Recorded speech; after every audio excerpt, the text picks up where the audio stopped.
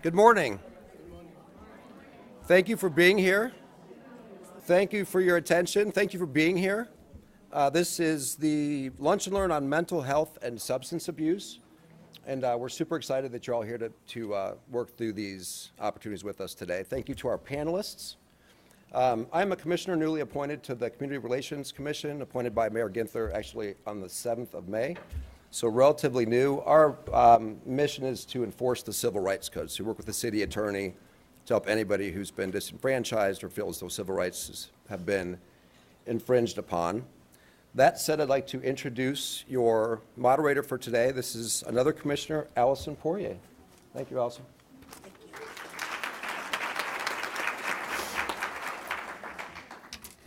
Good morning, and welcome to our, good morning, everybody.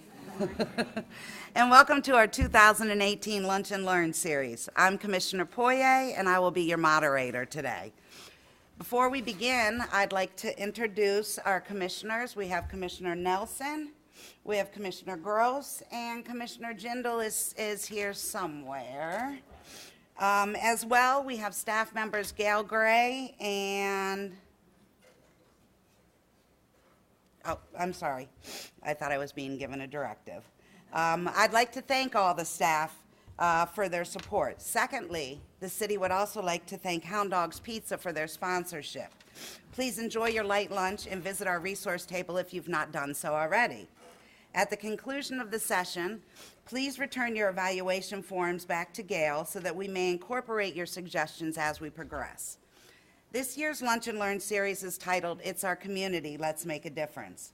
As it stands, it is our community. Therefore, the goal today is to allow panelists to educate us so that each of us can make a difference in our respective communities. Our fourth series, Lunch and Learns, will highlight mental health and substance abuse, which is today's session, access to neighborhood services.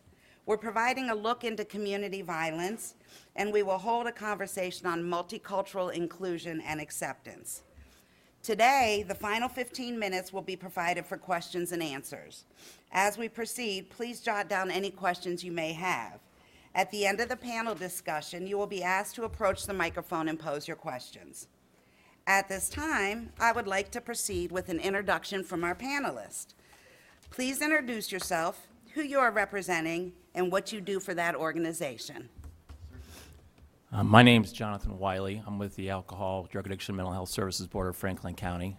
It may say David Royer on your program. He sends his apologies. He could not make it today, but I hope to be able to fill in well in his place. I am the CFO with the Adam H. Board and have been there for 18 years. Thank you. Hi, my name is Amy O'Grady. I work for Columbus City Attorney Zach Klein. I'm a Columbus City and Franklin County employee. My job is to coordinate the strategic plan for the county and the city to address the drug problem. It's called the Franklin County Opiate Action Plan. My name is Wanda Dillard. I'm Director of Community Development for the Ohio State University Wexner Medical Center. And I have a program that I've been doing since 1997 called Stable Cradle, and that's why I was invited here. It's a program that looks at pregnant women that are addicted to substance, and we provide services in partnership with Mary Haven. Thank you, Wanda. Good morning. My name is Surendra Viradhikari. I'm the Principal Investigator of Health Equity and Disparity Study at the Ohio Mental Health and Addiction Services. I also chair the National Opioid Caucus for the Regional Health Equity Council for Federal Office of Minority Health. Thank you. Thank you. Hi. I'm Andrea Boxall. I am the Deputy Director of the Governor's Cabinet Opiate Action Team, which is at the Department of Mental Health and Addiction Services. I'm responsible for helping develop and review policy with legislation, also providing community education on the disease of addiction as it relates to trauma and mental health, and also collaborating across systems. Fantastic. Thank you, and welcome to all of you.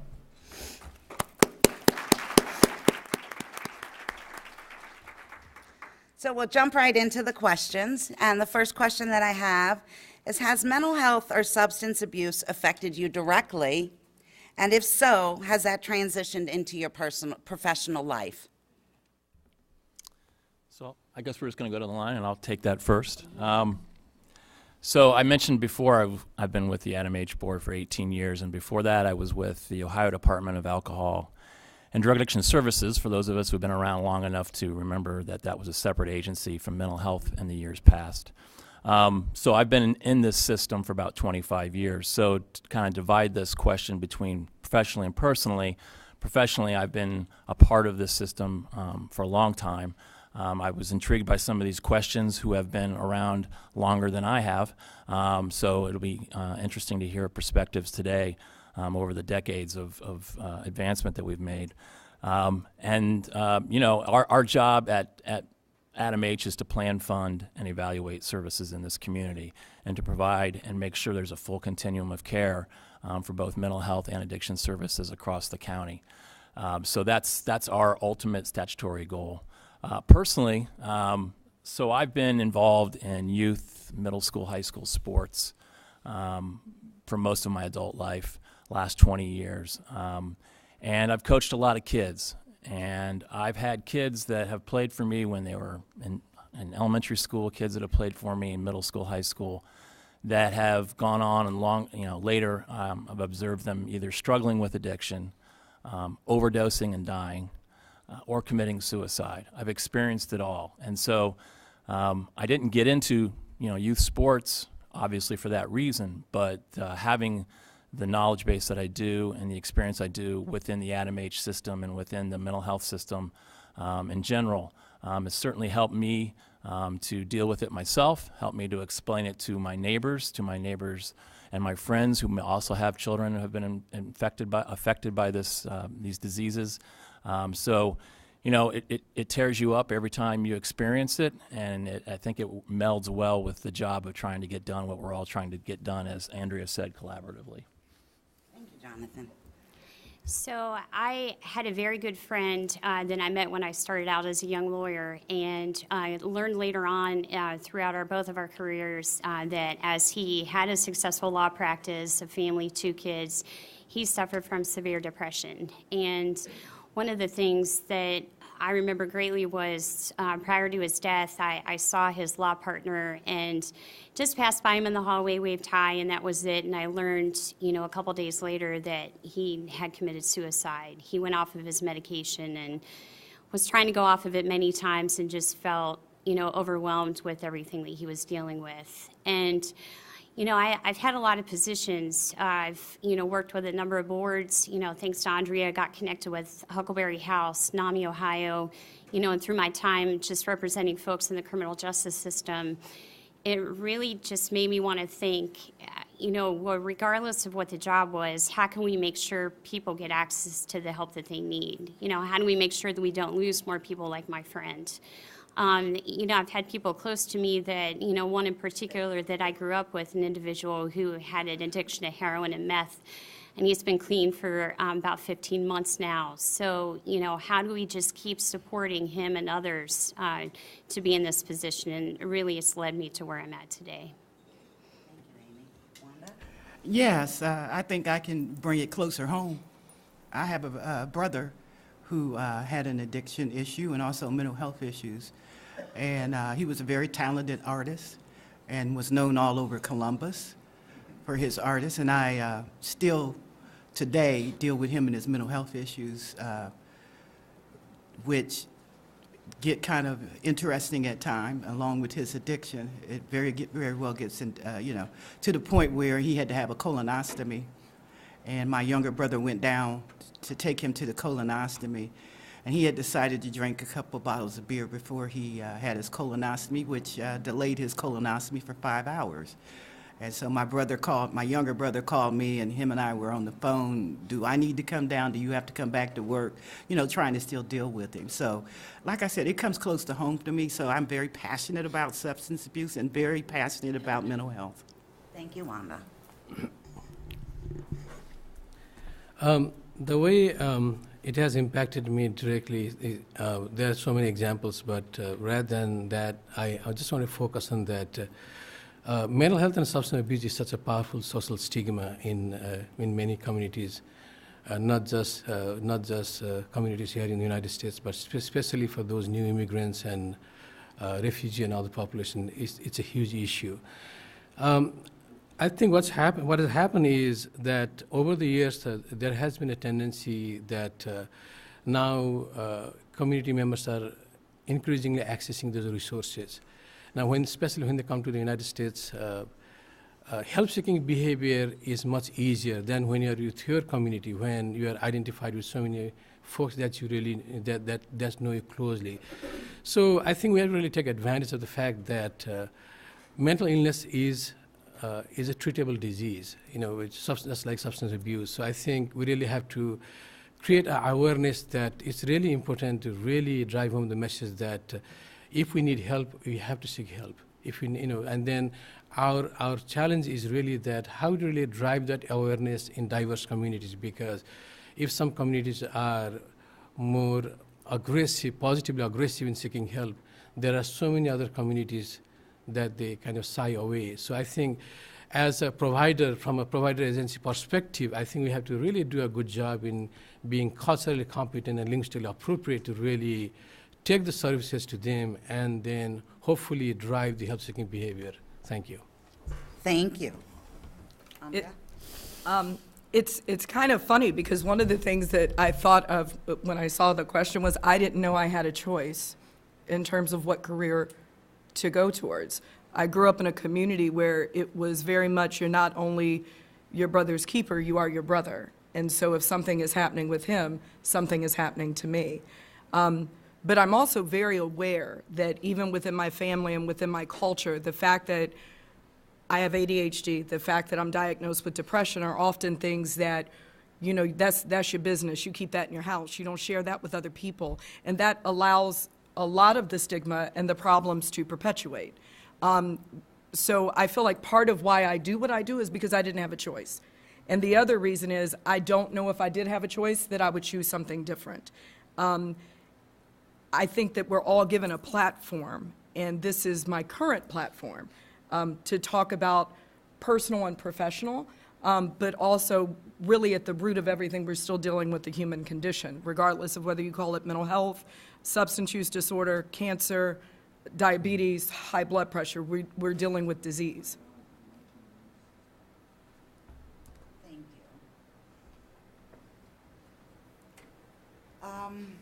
Are mental health and addiction separate afflictions, or are they simultaneous? Is it the chicken or the egg? If we can reverse it, because it's hard to say. For somebody who's, I'm like, come on, let's go. So this is one of those things, again, I think sometimes we get caught up in it, because one of the things we like to do as a culture is to split, right? We want to say it's one thing or the other and it can't be both, and well, if this wasn't the situation, then it wouldn't influence the alcohol use. If the mental health wasn't there, it's too complex of a question, and it's too complex of a disease to say one begat the other.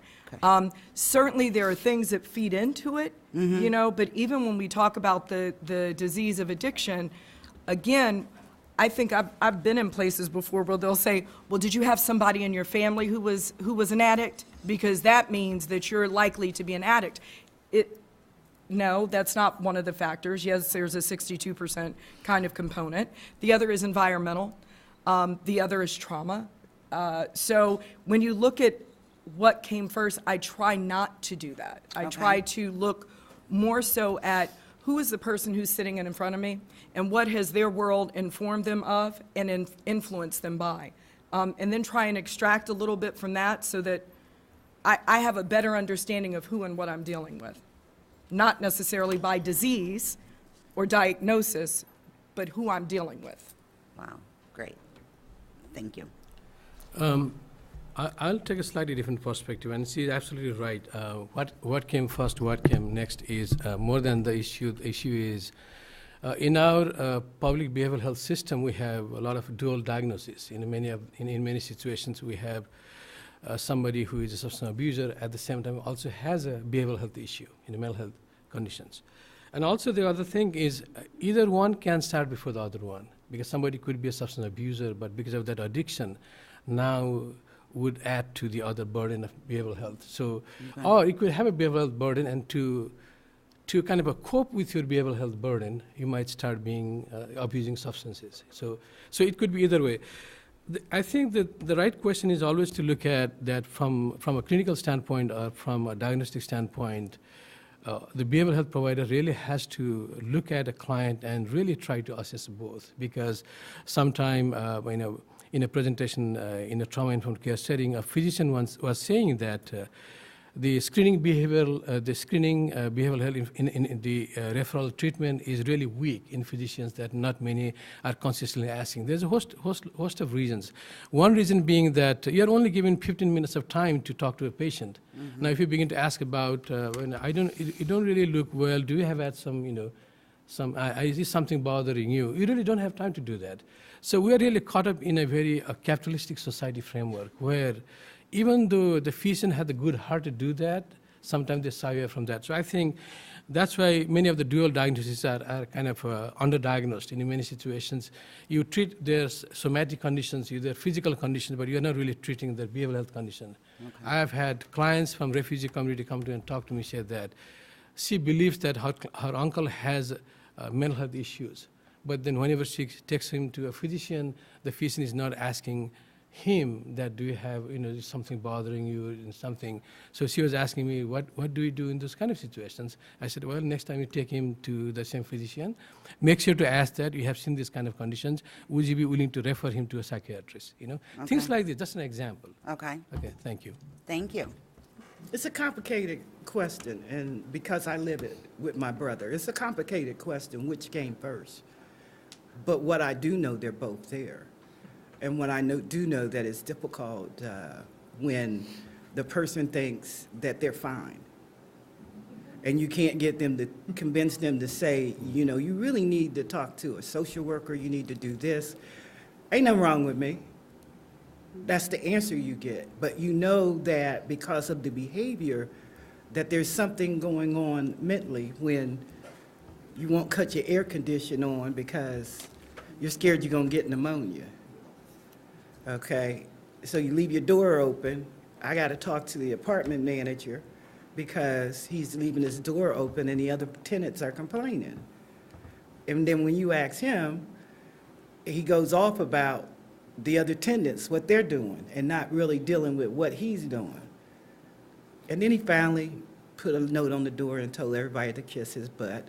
He didn't say it that way, but he had a note on his door that said, kiss my butt. So then I had to call the manager again and negotiate keeping him in this senior facility. So for me, I can't tell you what came first. What I can tell you is what I deal with, and also that a lot of times if they have an addiction issue, they understand addiction issues, but they don't understand that they have mental health issues. Okay. And it's very difficult to get them help if they refuse it. All right. I think I share this same opinion, and with Andrea on this, in that, depending on when you have somebody that has a dual diagnosis, really whoever they're dealing with is going to depend on how they would respond. So, getting to our officers in the community who have received training to deal with individuals who have a mental health or substance use disorder that are in crisis, and they're called crisis intervention team officers, they really need to think about, if somebody is in distress, what am I looking at and what do I do about it? They don't get down to the issue of what is the exact diagnosis or putting on any kind of paperwork. I'm going to diagnose him and say, based on what I know, he has schizophrenia. It's just, how do I diffuse the situation? But there's also that added complication about getting that person care. And I'll give you an example. I have a friend whose son, has a severe mental illness, and he's also addicted to meth.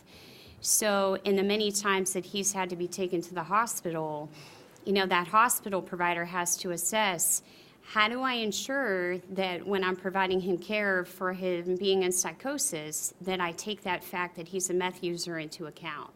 So really it just depends on who that interaction is with. When you think about Wanda's example, she's trying to maneuver that day-to-day life, as other family members would, but it adds on a complication when you're trying to get that person help. Thank you, Amy.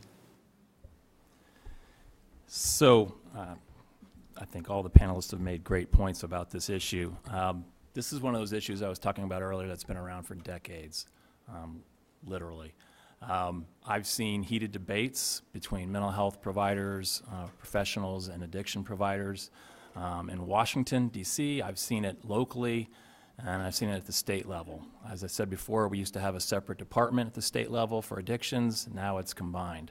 So it's kind of run the full spectrum. But I think the most important thing, and you know, it depends on who you ask, you'll get an answer of, well, 80% of our consumers are duly diagnosed. Or you'll ask somebody else and they'll say 20% of our clients or consumers are duly diagnosed. And I think that depends on, one, their perspective, two, the way they're collecting data, and three, what diagnosis are we talking about here. But regardless of that, the good news is that the field has developed, and this goes way back to the Dartmouth model from decades ago again, we fund what they call, and this is a mouthful, IDDT, or Integrated Dual Diagnosis Treatment Teams here in Franklin County. So our board recognizes this with our lead providers such as Southeast, such as North Central, such as Columbus area. We actually have teams that we've developed, and we fund about $1.7 million worth of these teams a year that focus on these dual diagnosis clients. So to those programs, and to the points the other panelists have made, it doesn't matter which came first. It's recognition that each disease has to be treated uniquely, but at the same time. So whatever works for mental health may not work for addictions, but if you're addressing what works for addictions and you're addressing what they need for their mental health and you're bringing that together at the same time, then that's where you're going to see the most effective treatment for those consumers. So which came first, I'm not sure is as important as, are we treating these folks with the right types of models? Thank you, Jonathan. So, how do we summarize what we're seeing in our community, and are certain neighborhoods affected more than others? Andrea, is it okay, or you want to I say start in the middle. start in the middle? Start in the middle. Energy. Wanda? How do we summarize it? Here's what I'll say. I started doing Stable Cradle program in 1997 when there was a crack addiction. And now that it's an opiate addiction, there's more money, there's more funding. What we have seen in our program, the Stable Cradle program, is we've seen a complexion change. And what do I mean by that? We've seen more white women than we have seen black women. We saw that 3 years ago. We were like an early alert system that saw that.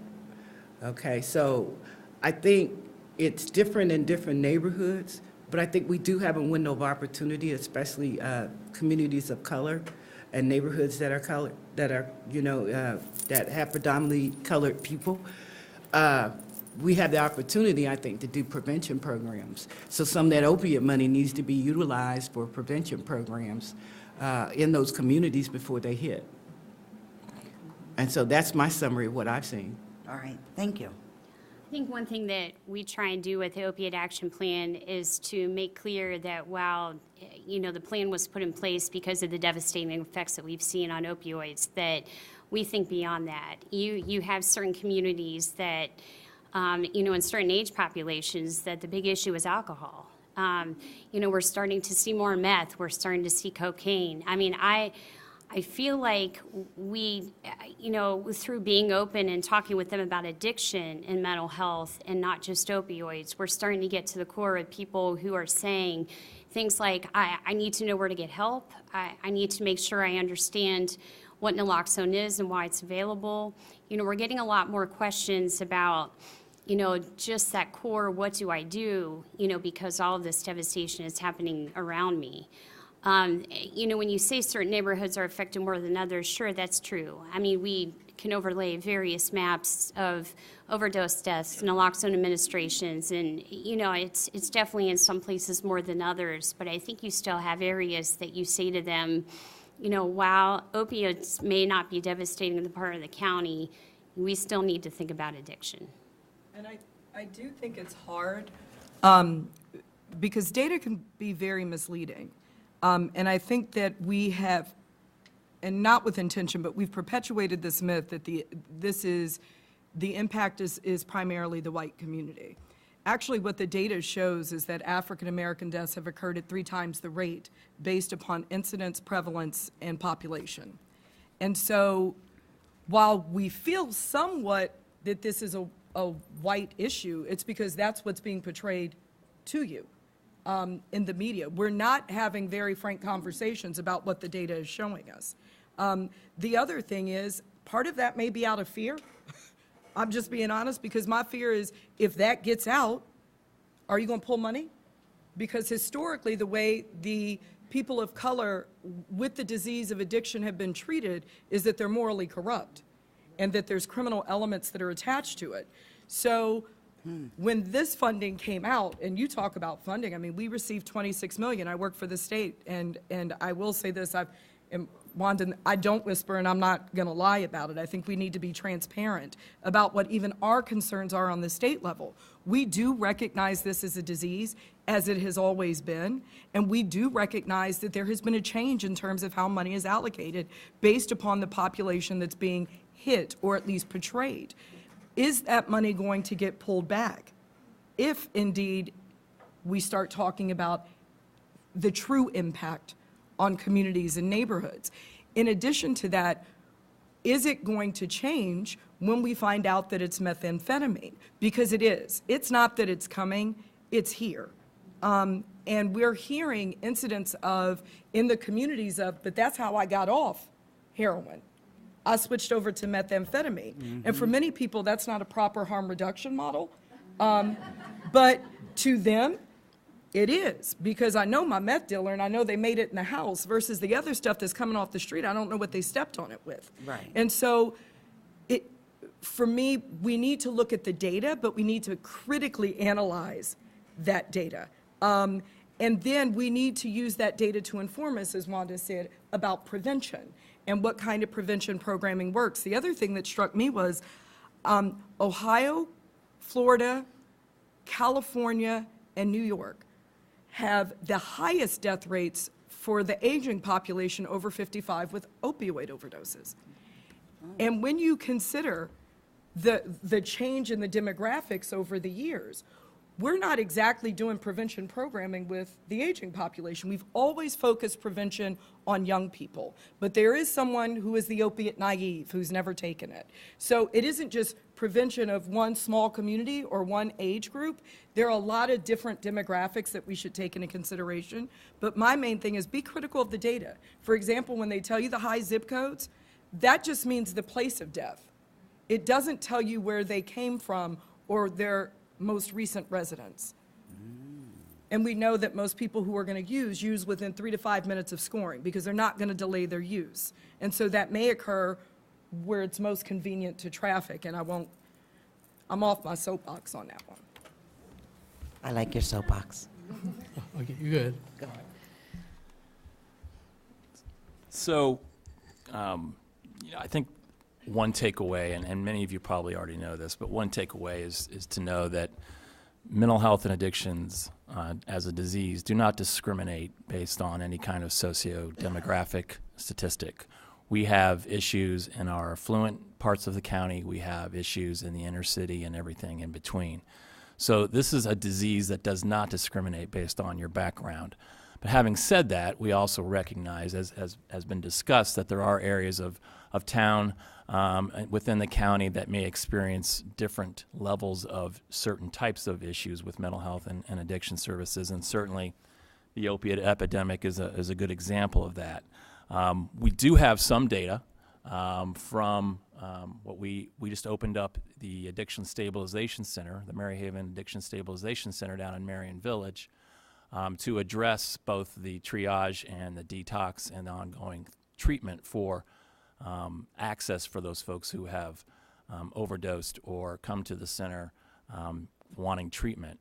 I'm happy to say that opened in January, and we have at least 400 folks who have, if not more, who have come through the doors at that new center in just that brief period of time. And I can say that while the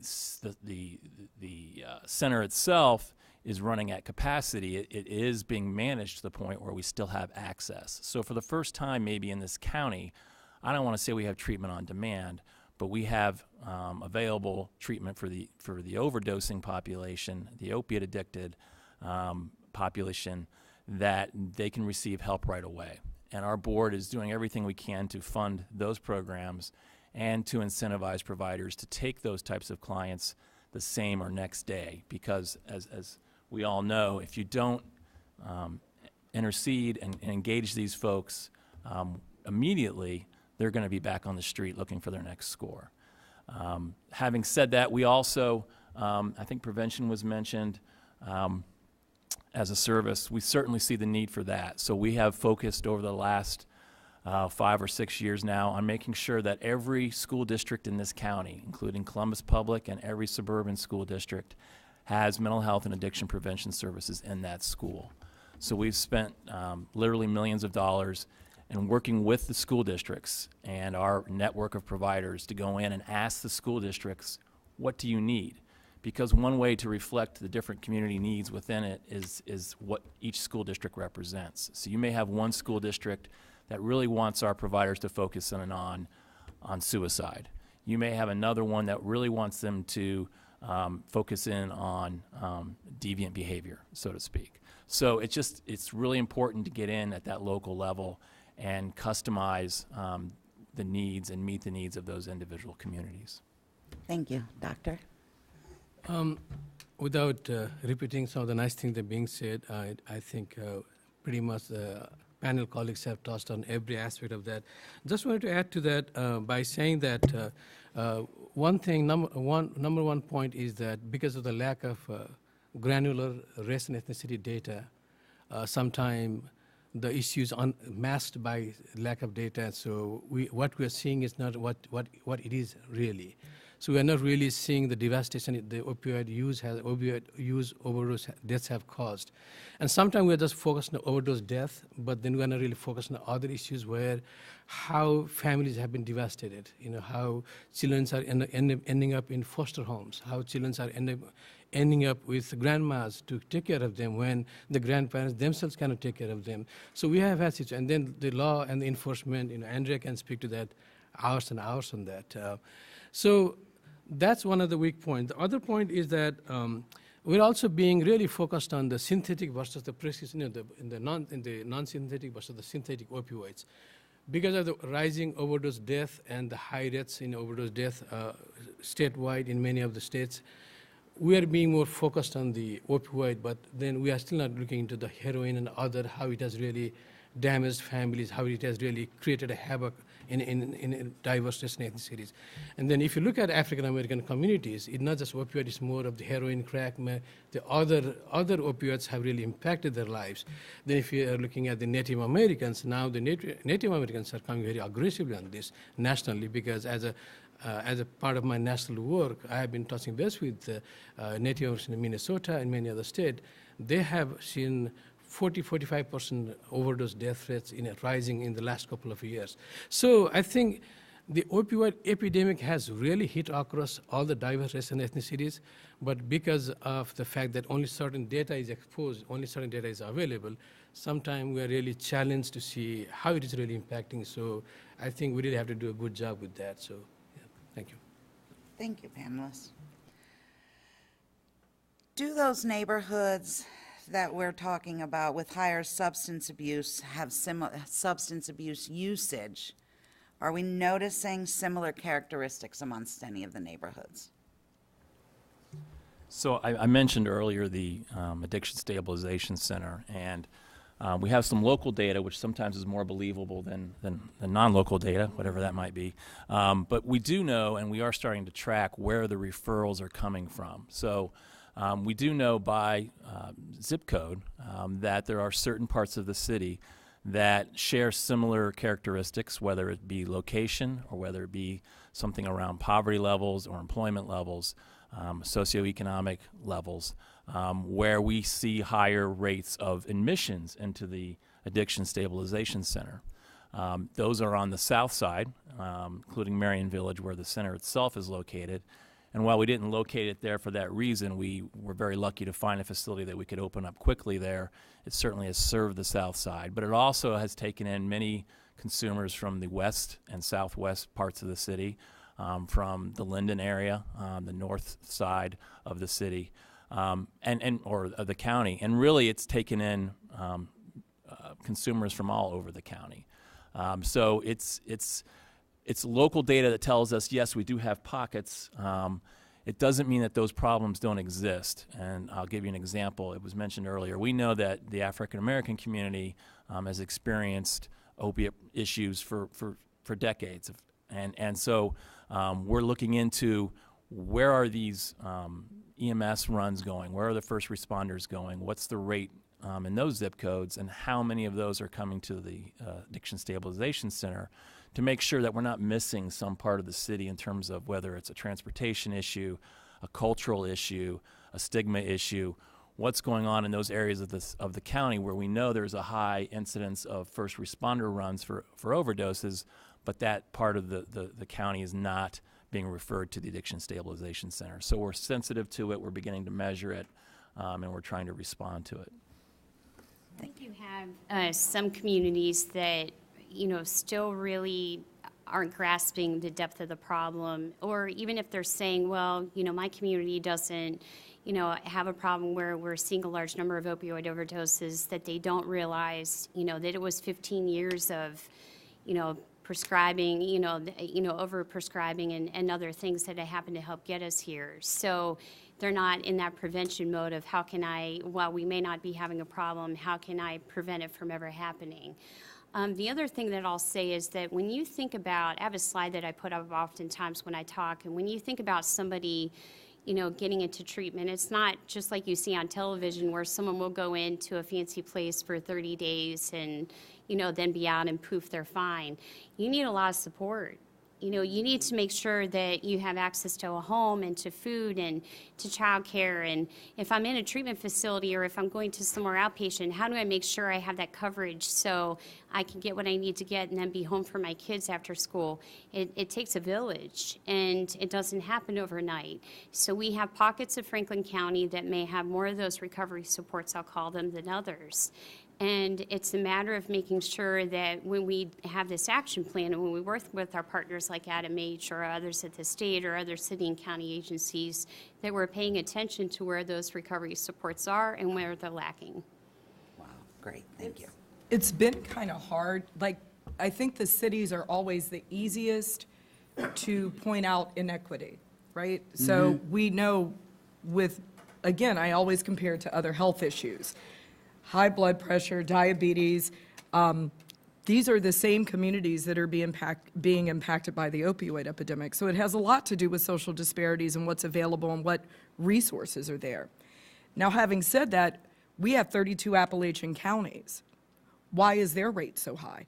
And sometimes it's the same thing: poverty, lack of employment, lack of transportation, and lack of. We have a workforce issue in this state that's tremendous, because who wants to move to Vinton County to practice social work making $32,000 a year when your debt is 40-something thousand? So I think that these are all factors that feed into it. It isn't just about the social disparities in urban communities, there are disparities in rural communities. And also it has to do with having an infrastructure in order to create the treatment. Jonathan is right. That hospital was a gift. I mean, that is a godsend. But what do you do in Guernsey County?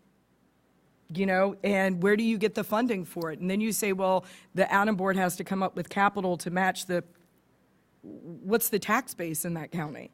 So often you have to help families navigate out of those neighborhoods, and sometimes that's actually a good thing. And sometimes it's actually a good thing to tell that person who's in treatment to redefine who your family is, because that family you may be from may be toxic, and what that family values may not be healthy for that individual. I'm not going to say normal, but it just may not be healthy. So you have to consider all those factors when you look at the disparities and access and where to get treatment. Let me say this. I'm going to come back with what Andrew is saying, but I think what we fail to look at sometimes is that when we talk about health, it needs to be a broader definition. Okay, it needs to be education, it needs to be unemployment, it needs to be housing, affordable housing, it needs to be everything. But one of the things that I've been working with for the last 4 or 5 years is looking at the effects of redlining. Now, does everybody know what redlining was in 1935? They had no reinvestment. it's really interesting that when you look at that map and you overlay the health inequities that we see, that it matches perfectly. So I'm thinking that we need to not only look at mental health and addiction, but we need to quit doing parts and pieces. We need to take and look at it as a total, because it is a total packet. And when you look at the neighborhoods, they have their own personalities, but some of these neighborhoods have been, let down with no reinvestment, mortgage, everything that happened. And I know the Kirwan Institute and I work all the time talking about the whole fact about how we need to take and reverse the factors that created redlining. I think, just to add to that, I believe there's a common running thread, especially from, as panelists have mentioned, the social determinants of health kind of aspect. We also talk about social determinants of mental health as well. The common running thread especially is that, of course, there is pockets of neighborhoods which are distressed neighborhoods, or we call them lower socioeconomic status neighborhood, or we call them the Appalachian region, where they really they have these transportation barriers to all kinds of barriers, and predominantly manufacturing sector where, and there are a lot of workforce issues. But even with all of that, still there are certain aspects that opioid or substance abuse is really touching across diverse race and ethnicity. Sometimes it doesn't really come to our attention, because when you go to your community, you hear about that. When you go to a refugee community, you hear about that. When you go to Somali refugee community, you hear about the use of khat, and other these substances. But then, which is, predominantly something that they use in their business meetings, to get together. But in many communities are so kind of enclosed that they don't really disclose out. Now I'm beginning to hear about a lot of Bhutanese refugee community, especially in Akron, in the North Hill area. There was a pocket for drug pushers where they were really having these Bhutanese refugee, Nepali refugee adults come and be in that business of pushing drugs out. When the law enforcement found that, then they began raiding those areas. They moved the whole neighborhood to a certain location, now working off that. So, and now we're beginning to hear about how families' lives have been devastated. The main breadwinner of the family abuses drug and is in domestic violence and gets imprisoned. Now the whole family have no support system. And then if you look at opioid use, now I just mentioned about the foster families. Children have to be taken care of grandparents. Those who are even lucky enough to have grandparents. Now, and then there's foster parents. And we're in the Trauma Informed Care Summit, and then and there was a lived experience, and she was saying that she was taken to a foster home, but actually her life got worse. Actually, she was even more abused. So I think the society has become so complex that I think really, we really need to have a wraparound services. Because it's just like asking a homeless client saying that, okay, quit your substance use behavior, don't drink, don't smoke. Okay, if you say that, then either we have to give them money to eat and have to provide them shelter, then you come to the health need. Because for them, the most paramount important thing is, what do I eat tonight? What do I eat today?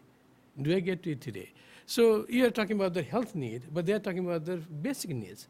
So I think, and the other thing, yesterday a physician mentioned that a lot of patients come to critical care, but after the critical care, then a couple of weeks after that, they're back to the critical care again. So as a society, and Jonathan may agree with me that we have been, for the last 10, 15 years, 20 years, we have been talking about community reintegration, community support system. And we're still talking about that. Because, somebody just has a DUI, can't even find a job, has to prove their moral aptitude, moral, ethics that I'm sober now.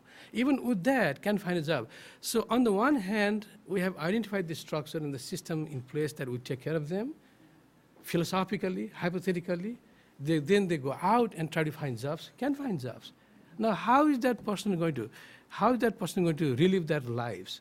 So I think we as providers are tremendously challenged as to what could be the wraparound services. What are the recovery support structure? What is the recovery supports?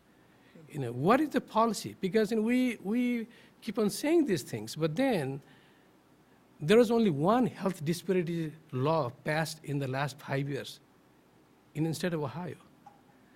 And we talk about California, we talk about Washington State. So I think we as public servant, our first calling is to really help the public. But sometimes then we just get surrounded in this vicious cycle where being helpless not to be able to help them, and nothing is sadder than that. So I think we really have to do a better job in providing the wraparound service and integrated kind of services, not just look at behavioral health or primary health, look at the integrated services. What else services can we provide in addition to the critical need? I'm going to stray from the questions a little. Are integrated services available here in the community?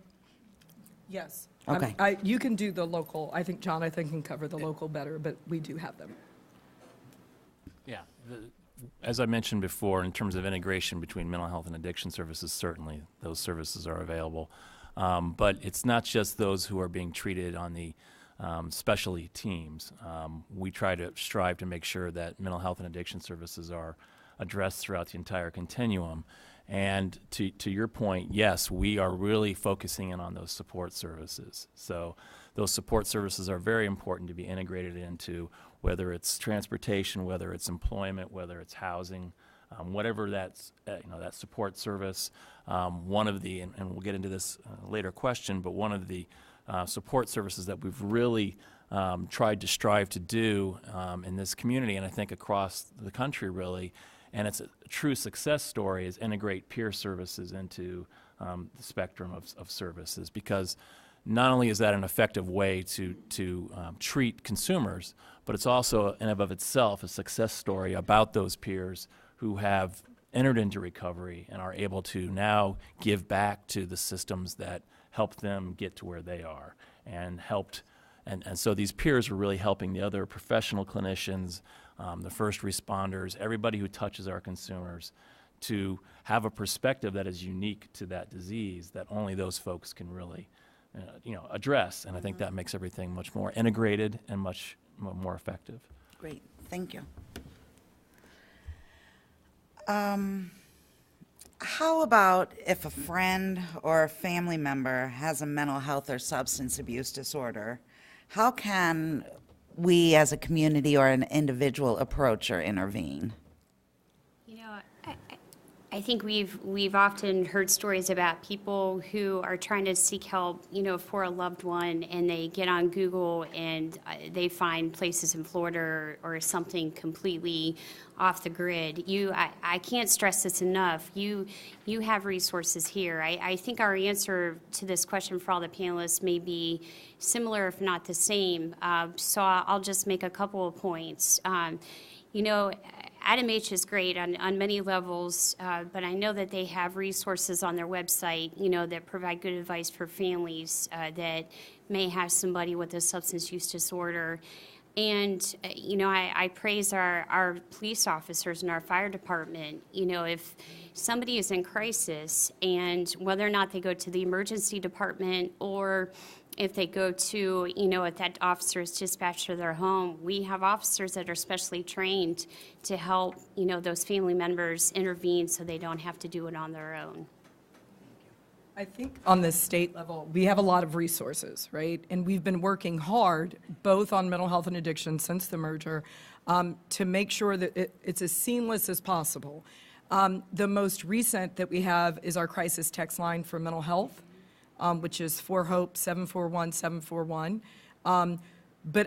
And we also have, when you takechargeohio.org, which was really developed as a social marketing campaign around opioids, and we've done so many focus groups with prescribers, the aging population, young people service providers, consumers, and what we came up with is there's really 3 points of entry. But within that, there's also this, how do I help? And there's 2 buttons that you push. And the one, most people just want to know, where can I get treatment? Because when that moment snaps, they want it.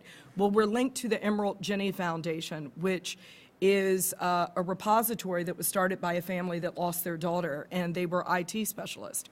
So they're constantly checking to make sure that that agencies are licensed, as Amy alluded to.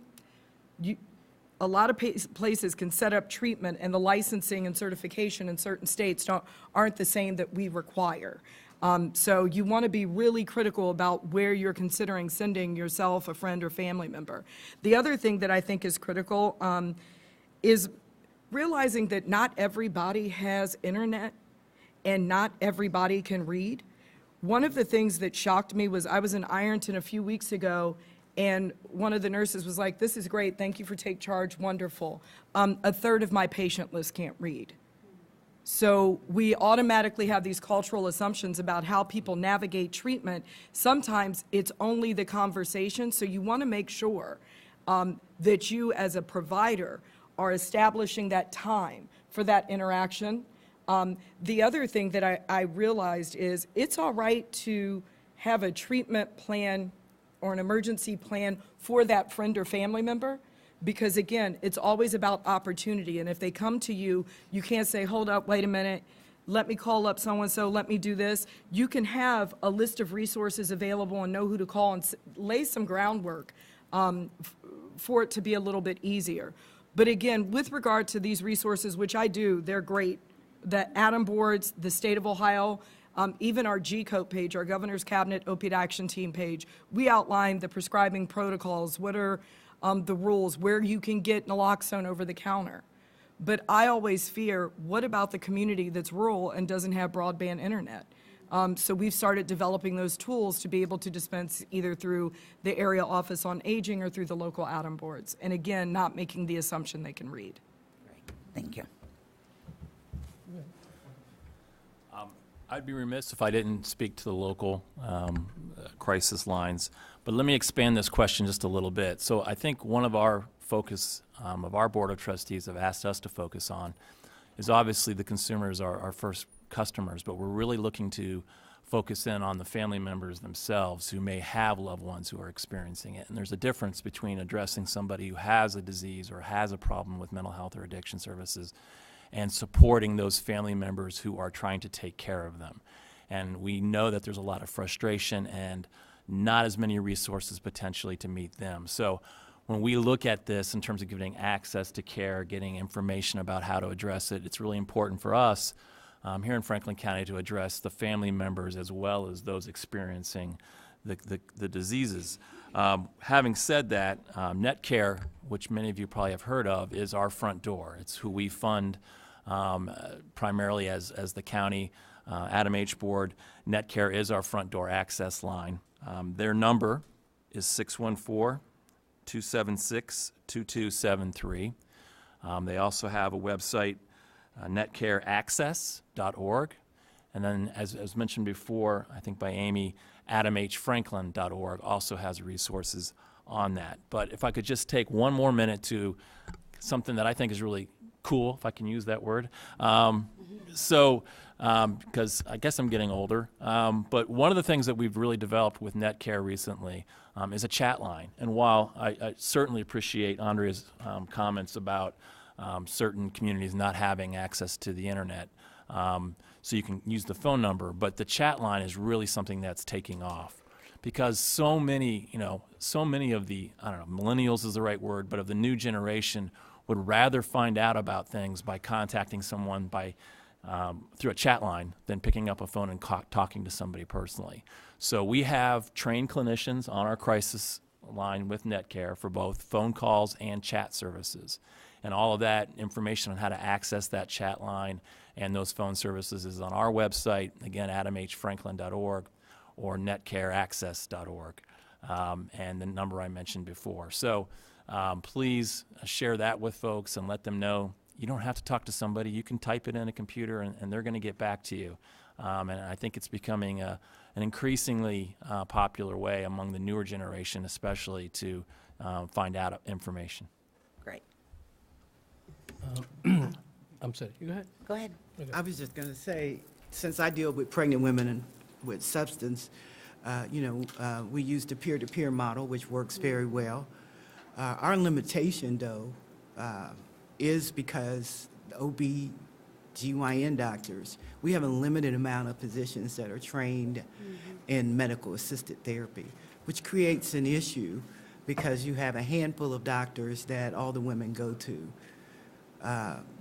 And so if I was to leave here and not mention that and say that if we're going to continue to look at how we access services, I think there needs to be some type of encouragement to have more OBGYN physicians certified in MAT. I would answer the question with specific reference to the disparate, the diverse communities, because I think what's happening is as I mentioned, that the help-seeking behavior among especially some of the communities of color and special population groups isn't as robust as you'd expect in other dominant population. I mean by whites or other population, even blacks to some extent. So I think what needs to happen is we really need to have a way that the community health navigators are utilized, because in many communities have those community health navigators. They can be put to good use to seek those resources, who can go where if needed help, kind of thing. And I would also emphasize on development of toolkits in culturally and linguistic appropriate materials, because I just had the privilege to work with SAMHSA on translating Campaign to Change Directions, the 5 emotional signs of suffering. It's a very simplistic document with 5 emojis when somebody looks withdrawn or isolated. So they're just emojis, and that was actually translated in Nepali language, because the Bhutanese refugees speak Nepali language as the predominant language. So something like that could be really helpful to be disseminated across the community, and then hopefully this is not supposed to be a diagnostic tool, but at the same time, the toolkit can make somebody aware that if they see the signs of suffering and depression, that somebody could go and talk to these community members and then find the way before it's too late in many cases, because we have been seeing very high rates of anxiety, depression, and trauma, especially trauma. So I think if we could do this couple of these things, that still would be helpful until the real mainstream approach is able to really attack into those. So we always have to think in the non-medical model has to be utilized, because if you think about the medical model, you see, if I'm sick, I'll go and seek a physician, I'll go to a clinic, right? But then there's a non-traditional model where even though I'm sick, I'm thinking that the service would come to me and help me out. So you have to really take the services out, and I worked with Franklin County Adam Board and with Dr. Kevin Dixon, and they're wonderful, and they have been so supportive with the work in the community, especially the Bhutanese refugees and other communities. So always the approach really has to be, how do you really work with the community? How do you really get into those communities so that you can provide the help? Mount Carmelist has a mobile clinic in Morse Road to serve the Bhutanese Nepali refugees. OSU has a mammogram, mobile bus that goes. So these are the kinds of unique examples that can really cut through the slack and really improve the help-seeking behavior.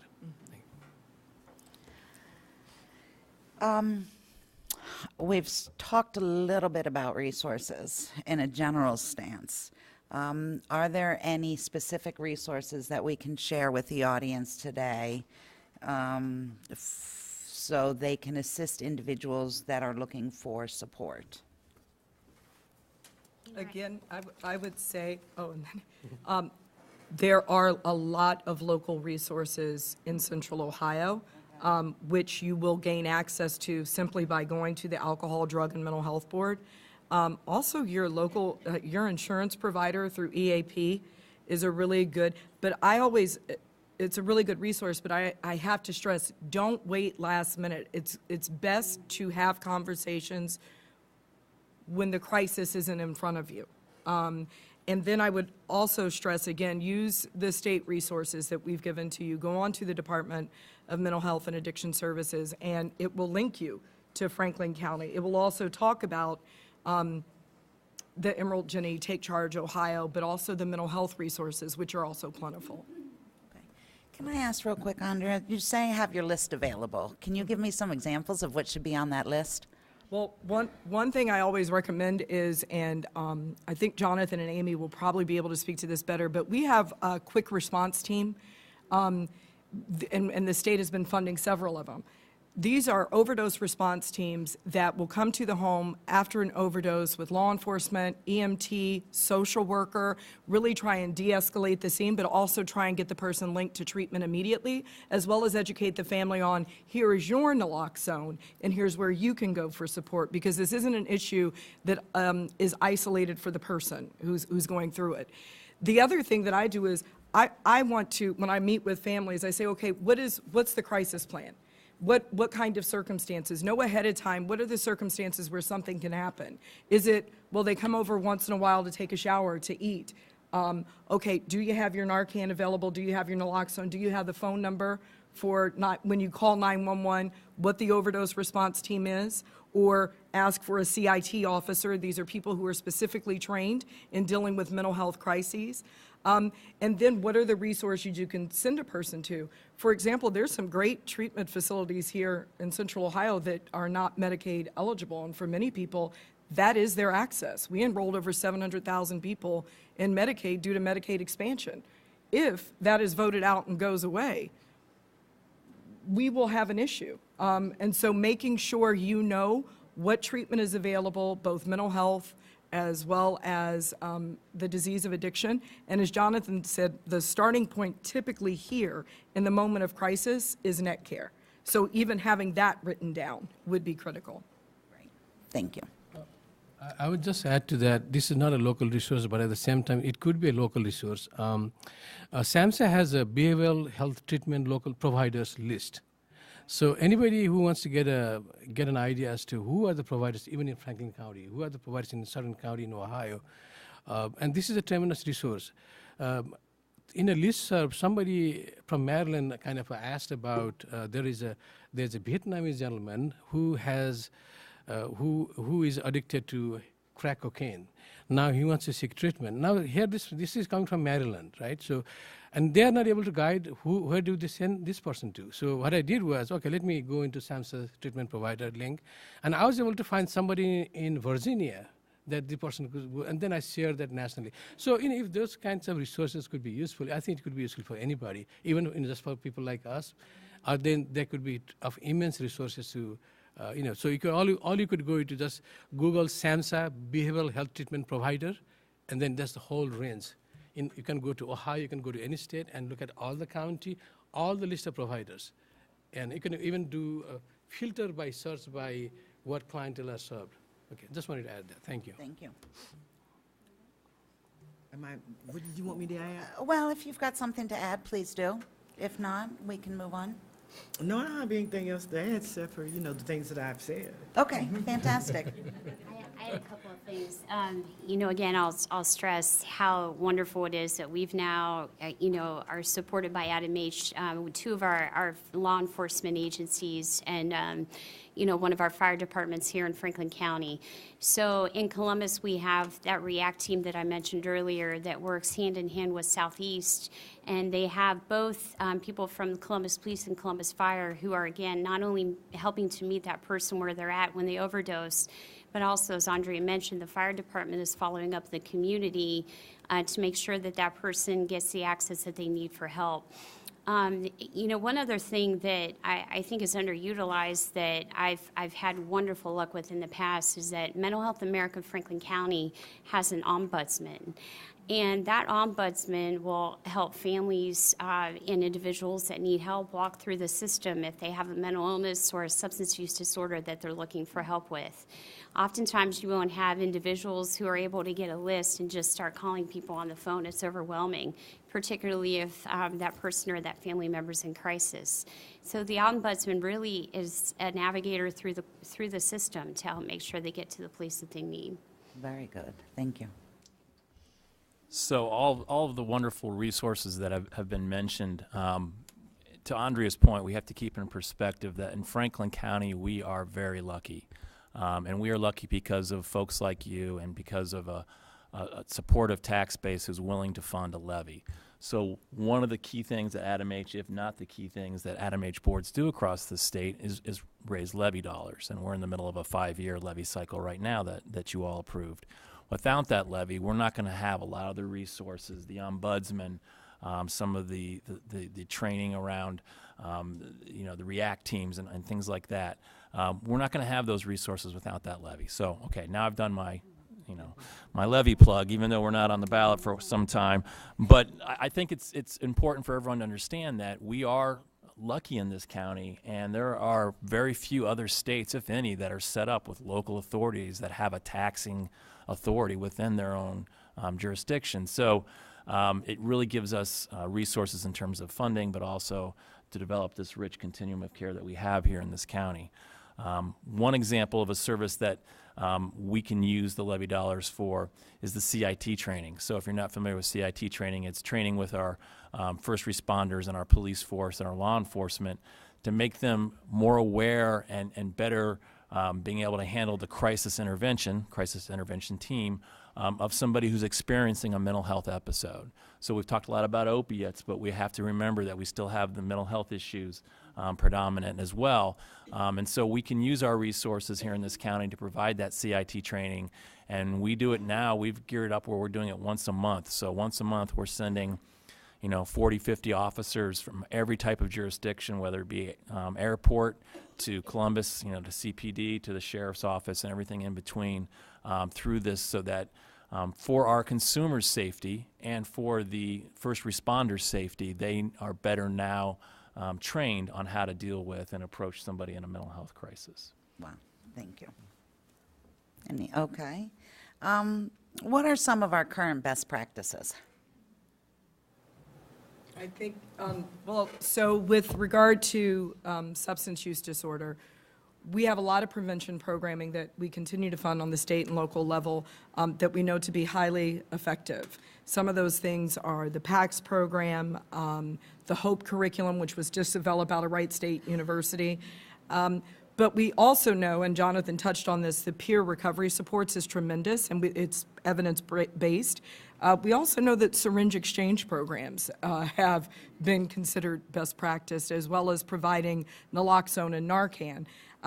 One of the things that I'm going to share with you as a best practice doesn't maybe make the connection, but we have on the state level done a tremendous job with the prescribing, getting the prescribing rates down in the state, and that has to do with the prescription drug monitoring program under the Department of Pharmacy, the Board of Pharmacy.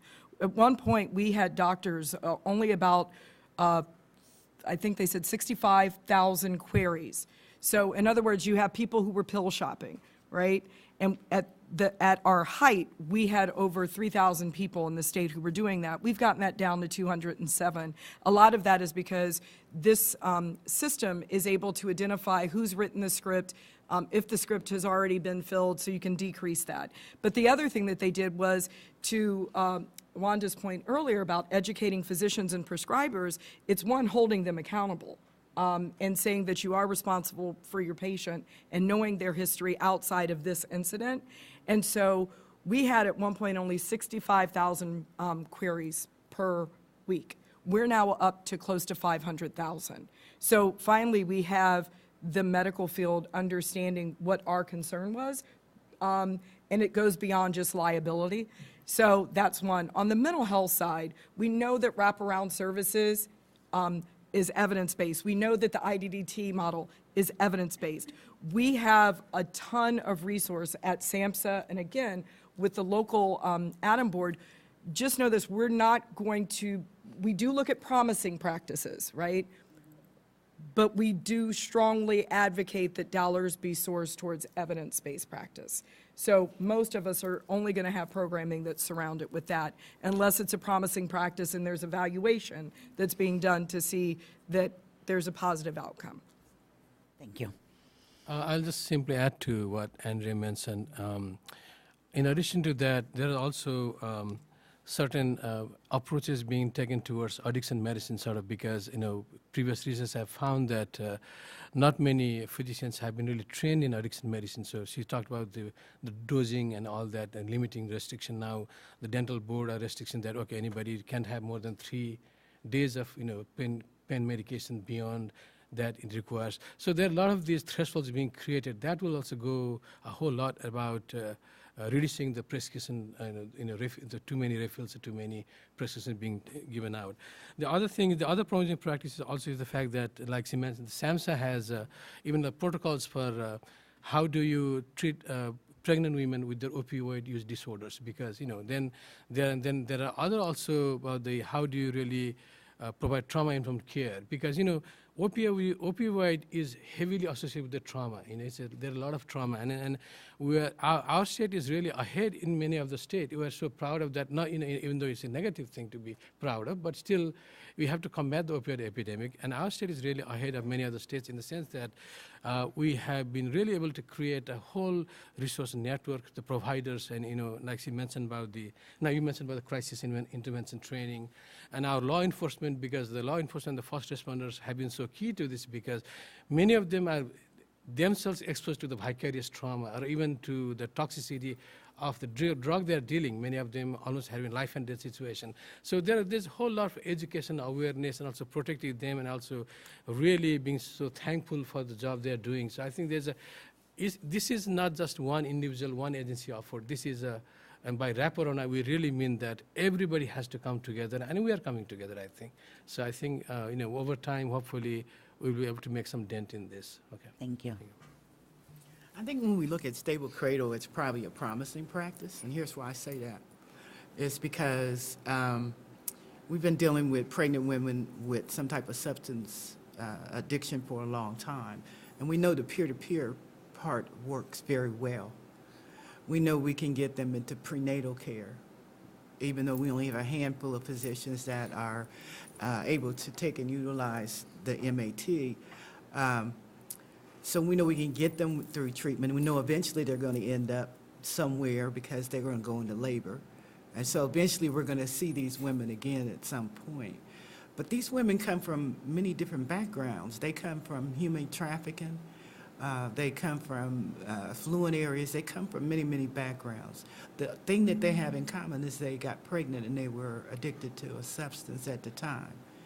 I work very closely with Dr. Mona Prasad and also Dr. Deppen, and they are certified at MAT. And they would probably tell you the same thing that I'm going to tell you, is that our biggest challenge is them coming back for their postpartum. They disappear after postpartum. So our evaluation and our looking at the numbers and looking at whether the baby had neonatal absence syndrome and those type of things kind of get lost when they disappear. And so we're still trying to develop this model where we have a continuum. We don't want to be like some of the other states where pregnant women go to jail. They actually put them in jail while they're in labor. They maybe shackle them to the bed. We've heard all kinds of stories like that, and Ohio does not want to be that type of state. So we will continue to take and tweak this and figure out how we can continue to engage these women after postpartum, when they need to come in and have their postpartum visit and beyond. And it may be that we need to engage them before they get pregnant. And that's all I have to say. Thank you. Hit on a couple areas. First and foremost, Andre mentioned prevention, and there are many best practices that we're thankful that the ADAMH board supports here locally, and we get support at the state level as well.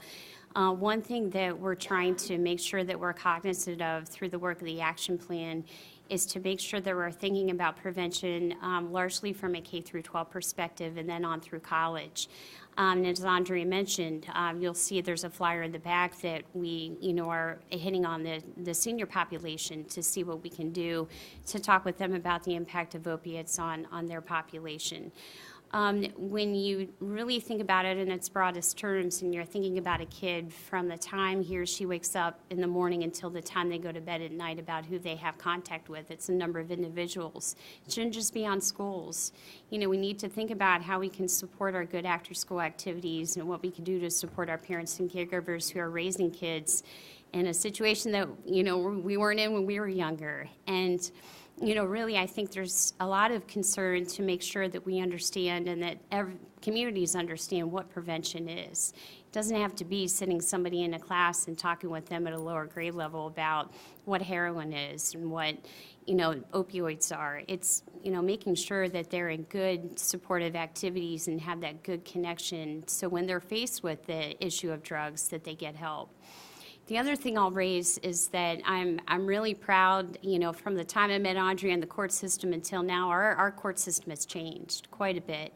We have a number of specialty dockets that we have support for here, that people are getting a really intensive look to ensure that they're not only dealing with their criminal case, but also dealing with the issues that may have brought them there in the first place, or that they may be able to get help with from being there in the first place. But we're taking a broader look than that. Not everybody fits into a specialty docket. So, through the work of our CIT officers, we're looking at diversion measures. And then through our general court system, we're looking through our probation department to say, okay, somebody is at low, medium, or high risk. These are some issues that they have on the table, and just making sure that we do our best to not have them back in the courthouse in the first place by looking at work and housing, food, treatment, those number of things, that when we have that, that population in front of us, that we can do what we can do to get them help all the way around. Thank you. I would only add that, we rely on evidence-based practices, especially with prevention, because trying to measure the effectiveness of prevention over a period of time and tracking somebody from 5th grade through their 12th grade year of high school is very difficult. But other folks have done that for us. That's what makes the evidence-based practice so valuable for us. But I also want to point out again that statutorily, we're responsible for evaluating all services, not just prevention, but the full continuum. And it's our goal to really start paying for what we call value and not just volume. And by that I mean cost plus effectiveness equals value. So we are committed to starting to contract with our providers for certain services that we're going to not just pay them for doing the service, but we're also going to pay them based on the effectiveness of those services. So that's something that we have in the hopper, if you will, moving forward. Great, thank you. Before I move forward, I want to see, because we're getting low on time, are there any questions from the audience before I proceed? Okay, I want to leave some time for questions. I want to close out the panel, and then we'll open up to questions by sharing a positive success story, please. Let's end on a positive note. That's the social worker in me. Yeah, right. I've had, starting the specialized dockets, and so when you work in the position that I think most of us are in, maybe with the exception of Wanda, we don't get to work with the people we serve. Right? So the specialty dockets, I served for a long time, and I continue to get to see the success of that. We had probably, and it actually kind of showed the progression of the epidemic, the opioid epidemic. When we first started the human trafficking court, the majority of the participants were there with the disease addicted to crack and alcohol. And over a 3-year period, you saw the transition. 90% were then addicted to opioids or heroin. So that progression was huge. One of the things that struck me was working with 2 judges who understood we have to practice what we preach. And if we say that we need to provide opportunities for people to re-enter, then we have to provide it. And so former City Attorney Pfeiffer, actually, one of the women who completed the program, was hired to work as a DV advocate. And then I think now she's actually a bailiff. And so it shows you that everyone deserves that chance. Another one of the graduates was honored as a Woman of the Y. So I think that when I hear those stories, or I see stories of former people that I served on television, I'm always like, oh yeah, that recovery works. Right? Thank you. Anybody else want to share? I guess I'll share this way. I talked about our peer-to-peer program, our mentors program, and we do have one of our mentors who had went through Stable Cradle program, which is now part of the program, talking to other women about how her journey went. I would just add, you know, what I said before about the peer services as an example of success story, not only for the folks who are now peers and in recovery, but also the people that they're able to help. So I think that's probably the biggest example I can give. Thank you. Amy? You know, I used to do work that I'm doing now. I used to do it statewide, and I can tell you that it's an honor to work here. I'm not just trying to pay lip service. You know, I mean, I've never seen such collaboration, you know, to this extent ever, and it's really makes me proud. I mean, we get people in a room together on a monthly basis and have subcommittee meetings, and you, out of each one of them, every time it's, oh, I didn't know you're working on that, let's do this together.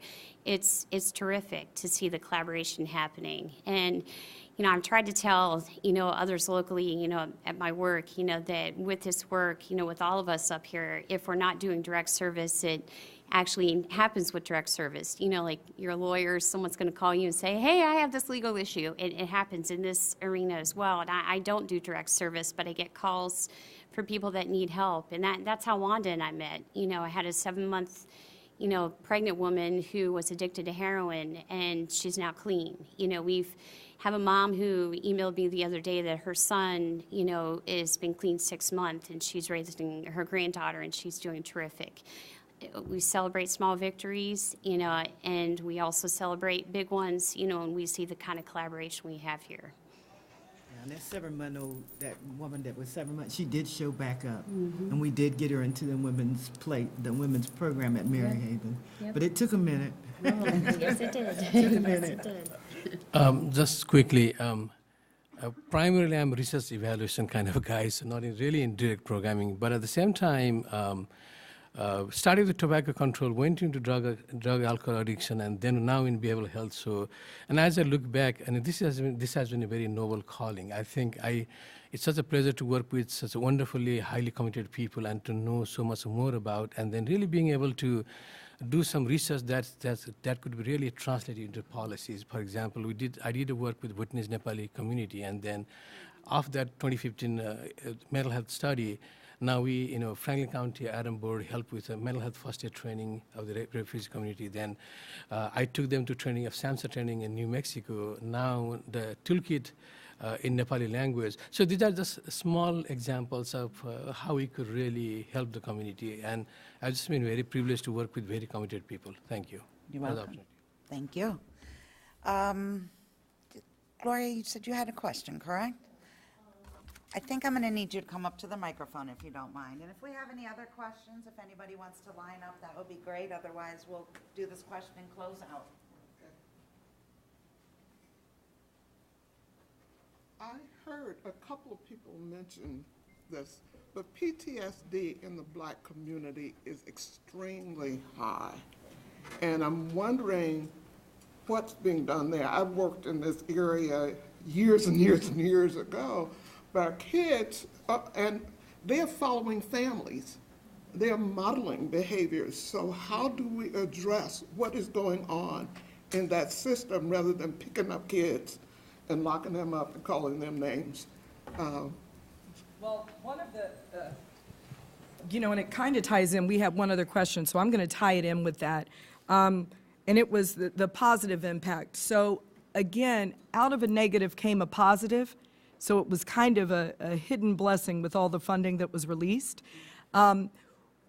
We have got to, in order to continue to move these two issues forward, we've got to tell the truth and translate the message. And so whether it's mental health or substance use disorder, often what I do is I compare it. And I ask, would you, if we were to say a cancer patient, and I always use my family as an example, if my mother died of cancer, she had it on her spine and skull, do you think that my mother chose cancer? And people will say, well, did she smoke? Now, automatically I'm angry. But then I say, yes, she did. She chose to smoke. Did she choose cancer? People are very confused by that, but they'll go, well, no. Right, my mother chose to smoke because she grew up in southern Ohio where her father wasn't allowed to get a job at the Mead. Her mother was a day cleaner. So there's all this intergenerational trauma that fed into who my mother was and is, even in my life. So what I say is my mother chose to smoke 100%. That does not mean she chose cancer. And yet, when we look at the disease of addiction, the first thing we'll say is they chose it. No, they didn't. The person who's overweight or who's obese, who has high blood pressure, who we know often goes against their treatment plan daily, right? Should we throw them out of treatment? Or the person who's receiving medication, like myself, for diabetes. Are you going to give me a time limit and say, well, we're only going to pay for your treatment for 2 years, because after that, you should be diabetes-free? But we do that all the time to people who have the disease of addiction. So part of what we have to do is kind of figure out what your message is going to be and then share it. With that said, one of the things that we're doing at the Department of Mental Health and Addiction Services, we have an early childhood mental health expert, Dr. Valerie Alloy. Dr. Alloy has held annual conferences to address that very issue. How does trauma impact the child and the child's behavior? If you have a parent who is addressing trauma on their own, perhaps abusing substances, then the likelihood is that child does not know how to self-regulate, because the parent is teaching them to walk, talk, and eat, and should be teaching them how to cope and interact.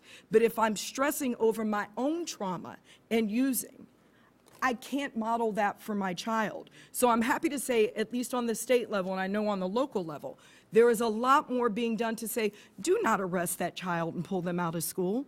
Develop a safety room within the elementary school, junior high, and high school that keeps a child safe from others, because we know it's almost like the Beatitudes. It's like the what happens to. We know a child who grows up in a home with a substance abusing parent is 3 to 4 times more likely to be physically or sexually abused, 5 times more likely to be arrested.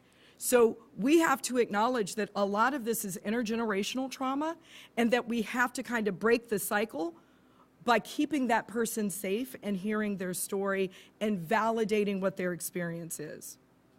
I know that was a long answer, but thank you. I just wanted to add to your question. That's a very challenging question, but to share with you an example, like the high black infant mortality rate, and the normal framework of the social determinants of health sometimes doesn't even work in there, because even when you control for education, socioeconomic status, infant mortality is still high. So the question is, the historical racial prejudice, discrimination, all that factor and all of that, and really it's cutting into the health-seeking behavior. They are not really getting into OB/GYN physician when it's the right time to go and see a physician. So there's a lot of the prenatal care aspect, the nutritional aspect. There's a whole other gamut of things, not just social determinants of health. That really complicates. So I think the answer to the quick question is that we really need to understand and have a needs assessment of what really is the problem. We need to have conversations. We need to have a community conversation as to what the issue is. The research, there are hundreds of articles, is not going to tell us about that. Thank you. Thank you. I was asked to mention, we talked about resources in this county, and one of the richest ones we have is our local NAMI chapter. Very active, and if you're not familiar with NAMI, I recommend that you find out more about them on their website. They've got walks coming up. They've got a walk on June 9th in Wolf Park, but they're very active, and it incorporates that continuum we've talked about and success stories we've talked about, and it also addresses family issues. Because, to your question about the person, who's experiencing the trauma, well, there's another 3 family members who are also experiencing that same trauma. So we have to address the family as well as the individual experiencing the condition. Thank you, Jonathan. Amy, I believe you brought this up. We also have a question from the audience. If somebody wants to get in touch with an ombudsman, do we have a way in which we could do that, please? It's through Mental Health America, Franklin County. I don't have the website or the number handy, but I can definitely get it before we go. Okay, but yeah, great. Thank you. I would like to thank our panelists for today's discussion. Hound Dogs Pizza, thank you so much for your sponsorship. And to the audience and to our viewers, thank you for being a part of our Lunch and Learn series. Thank you to Herschel Craig in the back for attending. We appreciate it. And Please feel free to join us on June 21st for our next session, which is Neighborhood to Access Services. Thank you all. Have a wonderful day. I'm not sure who wanted it. Let me see. I'll bring it right back.